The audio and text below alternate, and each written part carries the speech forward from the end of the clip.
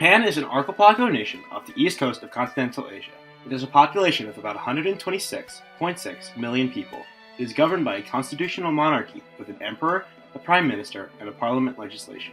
In addition to having strong cultural roots, Japan has embraced the West and is known as one of the most technologically useful nations. Before its Meiji Restoration in 1868, Japan had a system of feudal government ruled by a shogun. The shogun was selected from a group of elite samurai that ruled over their section, Japan, as warlord. In the system, samurai had the responsibility of always being prepared to give their life for their warlord, as it was considered honorable to do. Each samurai controlled all aspects of an estate. The peasants within each of these estates did not have the right to leave or even marry without the permission of their samurai master. The system included four main occupations, or social classes. These were samurai, then farmers, then artisans and craftmakers, and lastly merchants. Quite in the contrary to the rest of the world at the time, merchants were considered the dregs of society as they lacked a specific skill that was essential to life. In 1868, the shogun in Japan lost power and the emperor was put back on the throne of Japan. The emperor took the name Meiji, meaning enlightened rule.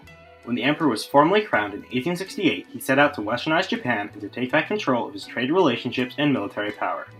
At this time, Japan had an insignificant army and no navy. Western powers had bullied Japan into unfair agreements on account of their not being acclimated to Western philosophy. It was very difficult for Emperor Meiji to unite Japan as one nation. The people still believed they owed service to their samurai masters. Emperor Meiji quickly banned the four-occupation system and set out to better education and local rights of the Japanese people. In his system, all Japanese citizens had the right to an education.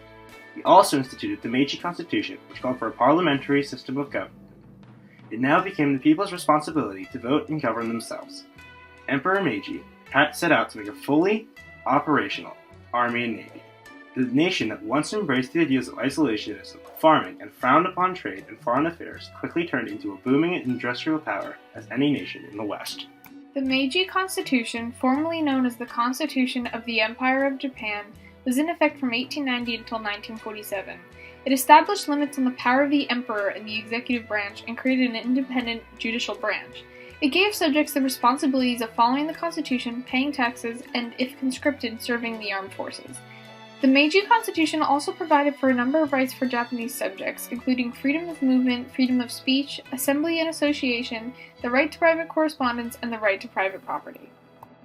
The new government was by no means a single-handed operation. The emperor needed a group of other strong leaders to unite the nation under his rule. Okubo Tosamishi served as a finance minister for Japan, and from 1871 to 1873 spent time in foreign countries on an official diplomacy mission. The purpose of the trip, known as the Iwakura Mission, was to gather information about successful political structures, militaries, and economies, as well as to form treaties between Japan and foreign nations. This information gave the Japanese government knowledge of strong government practices, as is the responsibility of any aspiring world power to understand.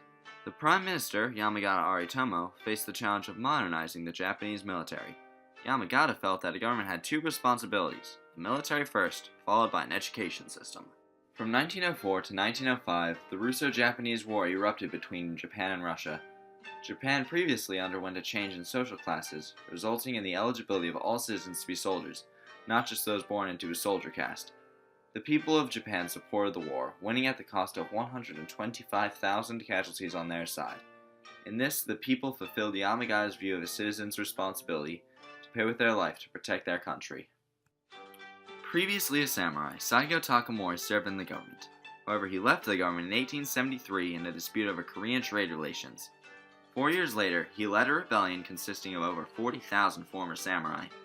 The movement to restore isolationist Japan was short-lived, but it took the lives of over 6,000 government soldiers. His rebellion showed the new government that the government's responsibility was to improve Japan in order to make returning to the old ways unappealing. Prior to the Meiji Restoration, Japan's citizens lived in a strict caste system. Under the caste, the occupation of a child's parents was his or her occupation. All of this changed during the Meiji Restoration. Along with the 1868 shift of power came the destruction of the class system, including the samurai. While in some respects the people gained the right to do as they pleased with their lives, there were new hindrances to the citizens. Workers especially felt the pangs of modernization. Forests became private property instead of public, so where farmers used to be able to gather as much fertilizer as necessary, it would now cost them. The coal industry boomed, but this required an exponential increase in labor force. Thus, the people took upon themselves responsibility for Japan's economy, often at great personal cost. Many people did not have gas heating and carried bundles of firewood on their backs after a day in the mines or fields to keep their homes warm. The destruction of the samurai class especially damaged Japan. Now soldiers would have to be volunteers or drafted men. It was now the people's responsibility to act as a nation and defend the new rights they had earned. Japan would in time become a military power capable of defeating samurai in 1877, China in 1895, and Russia in 1905. Education in the Meiji era became one of the government's top priorities. As part of the 1890 Imperial Rescript on Education reads, "Our subjects ever united in loyalty have from generation to generation illustrated the beauty of Japan. This is the glory of the fundamental character of our empire, and herein lies the source of our education." The Rescript described education as fundamental to Japan's culture. The Meiji leaders followed up on this declaration by not only making education a right, but a 3-year minimum of responsibility among all children, male and female alike. The Rescript would often be recited in full at the beginning of each school day, being used as a way to inspire nationalism and responsibility in youth at the time. With the increased emphasis on foreign relations came a change in the viewing of occupations. Careers as merchants and craftsmen were held in higher regards. In a way, Meiji Japan relied on traders for full modernization.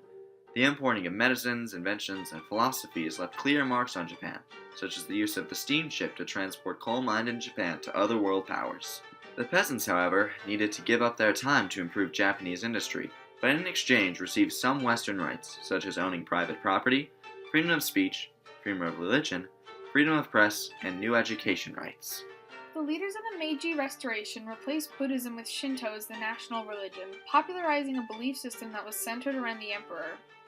In 1868, Buddhist priests were prohibited from serving at shrines unless they converted to Shinto, and in the following 4 years, over 3,000 hidden Christians were arrested in an attempt to eradicate Christianity.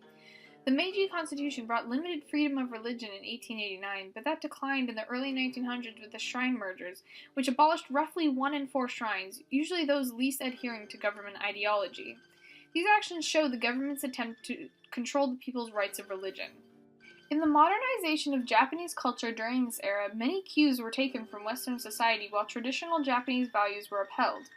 One of Emperor Meiji's responsibilities became embodying this idea. For example, he wore Western-style clothes and ate Western-style food, but he also composed poems in the traditional Japanese style. Japan rapidly became an industrialized nation with, among other things, a constitution, a parliament, a national compulsory education system, a modern army and navy, roads, trains, and a telegraph system. Emperor Meiji's death on July 30, 1912 in Tokyo, Japan ended the Meiji Restoration, but its legacy lives on today. The last years in the Meiji period saw Japan steadily becoming a modern imperial and military power. Japan had defeated both Russia and China, winning rights and influence in Manchuria and the Korean Peninsula, and allowing Japan to acquire Taiwan in 1895 and annex Korea in 1910. The Anglo-Japanese alliance of 1902 between Britain and Japan, fueled by mutual opposition to Russian expansion, promised each the support of the other in case of war with more than one power, and the responsibility of upholding this promise. This officially recognized Japan as a major player in the field of military alliances, leading to their participation in World War I. After Emperor Meiji died, his son was given the responsibility of being emperor, beginning the Taisho period.